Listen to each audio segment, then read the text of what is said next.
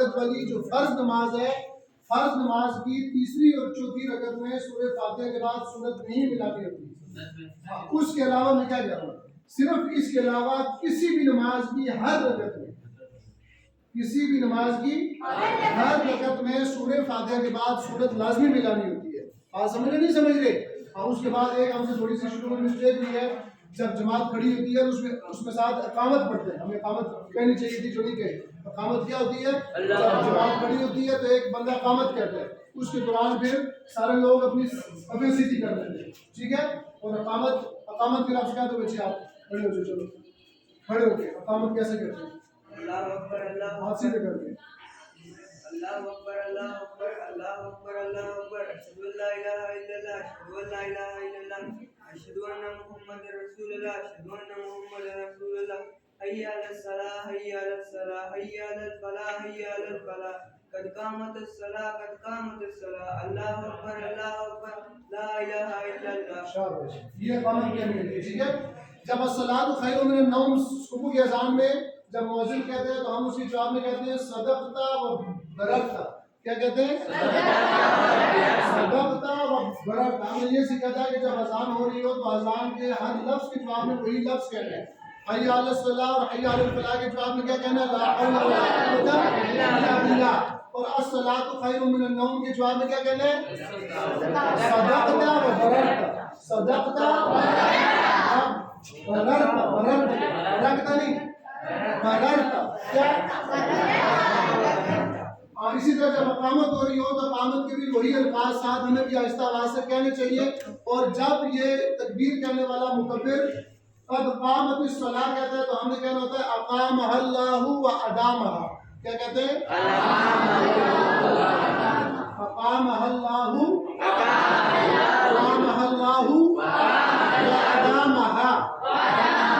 اقامہ اللہ و ادامہ۔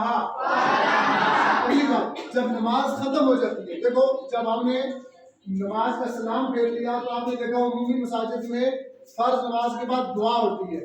دیکھو دعا اس نماز کا حصہ نہیں ہے، یہ آپ ہمیشہ یاد رکھنا۔ کسی آدمی نے اگر جماعت کے ساتھ نماز ادا کر لی، امام صاحب نے دونوں طرف سلام پھیر دیا، اب یہ بندہ اٹھ کے جا رہا ہے تو بے شک چلا جائے، اس کی نماز مکمل ہوگی۔ بات سمجھے نہیں سمجھے؟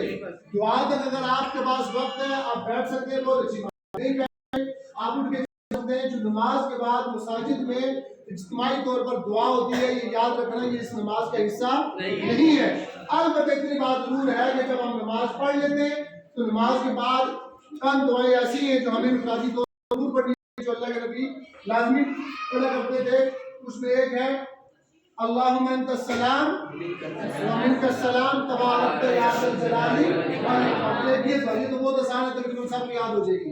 ایک دعا یہ ہے کہ 3 دفعہ ہمارے نبی پڑھا کرتے تھے، بسم اللہ الذی لا الہ الا هو الرحمن الرحیم اللہم اذہب عنی الہم والحزن۔ یہ یاد ہو جائے تو بہت اچھی بات ہے۔ 3 دفعہ نماز کے بعد یہ دعا بھی خود سے پڑھ لینا، یہ سنت ہے۔ یہ کیا ہے؟ تو 2 دعائیں آپ یاد رکھیں، ایک اللہم انت السلام ومنک السلام تبارک یا ذا الجلال والاکرام، یہ بھی نماز کے بعد پڑھنا سنت ہے۔ اور بسم اللہ الذی لا الہ الا هو الرحمن الرحیم اللہم اذہب عنی الہم والحزن، اگر کسی کو یاد ہو جائے تو بہت اچھی بات ہے، یہ بھی پڑھ لیں۔ ایک بات اور یاد رکھو، ہمارے نبی صلی اللہ علیہ وسلم نے فرمایا کہ جو آدمی فرض نماز کے بعد کسی کے ساتھ بات چیت نہ کرے اور آیت الکرسی پڑھ لے، کیا کر لے؟ آیت الکرسی کون سی ہے؟ اللہ، اس کو یاد کرو بچے، یہ قرآن پاک کی سب سے زیادہ فضیلت والی آیت یہ صرف آیت الکرسی ہے، ٹھیک ہے؟ لہٰذا اس کو آپ کو ہر صورت یاد کرنا چاہیے۔ ہمارے نبی پاک نے فرمایا کہ جو آدمی فرض نماز کے بعد کسی اور کام میں مشغول ہونے کے بجائے ایک دفعہ آیت الکرسی پڑھ لے اور اپنی زندگی کی عادت بنا لے، ہر فرض نماز کے بعد صرف آیت الکرسی پڑھ لیا کرے، تو ہمارے نبی نے فرمایا کہ اس کے اور جنت میں داخل ہونے کے درمیان صرف موت حائل ہے، یعنی یہ آدمی مرتے ساتھ ہی سیدھا جنت میں چلے جائے۔ اس کی اتنی بڑی فضیلت ہے۔ جو آدمی زندگی بھر کی عادت بنا لے کہ فرض نماز کا سلام پھیر کر کسی سے باتوں میں مشغول ہونے کے بجائے ایک دفعہ آیت الکرسی پڑھ لے، ہمارے نبی نے فرمایا کہ اس آدمی کے جنت میں داخل ہونے میں صرف کیا چیز حائل ہے؟ موت حائل ہے. اس آدمی کو جب موت آتی جائے گی سیدھا کہاں چلا جائے گا؟ جنت میں چلا جائے گا. باقی 2 رکعت کی جو فرائض ہوتے ہیں جیسے صبح کے 2 فرض ہیں ان میں دونوں رکعتوں میں فاتحہ کی پڑھنی ہوتی ہے, سورت کی پڑھنی ہوتی ہے. باقی اسی طرح 3 فرض ہیں مغرب کے, ان میں کیا کرنا ہوتا ہے؟ جو پہلی 2 رکعتوں میں فاتحہ اور سورت پڑھنی ہوتی ہے, جو تیسری رکعت میں اس میں صرف سورۃ فاتحہ پڑھنی ہوتی ہے. آپ سمجھ گئے نہیں سمجھ گئے؟ اس کے بعد ایک اور فرض جو ہے, ظہر اور عصر کی نماز میں اونچی قرات نہیں کی جاتی. یہ ہمیشہ یاد رکھیں. یہ تو صرف آپ کو صرف بتانے کے لیے ہم نے اونچی آواز سے کی ہے کہ تاکہ آپ کو اندازہ ہو کہ کون سے رکن میں کیا چیز ادا کی جاتی ہے. ٹھیک ہے. ورنہ ظہر اور عصر کی نماز میں قرات امام ہوتا بھی اکیلا ہوتا, وہ آہستہ قرات کرے گا. وہ کیا کرے گا؟ آہستہ قرات کرے گا. اور مغرب عشاء اور فجر میں امام صاحب ہوں گے تو کیا کیسے کریں گے؟ اونچی قرات کریں گے. اور بندہ اکیلا نماز پڑھ رہا ہو تو وہ کیسے پڑھے گا؟ آہستہ پڑھے گا. ٹھیک ہے جی.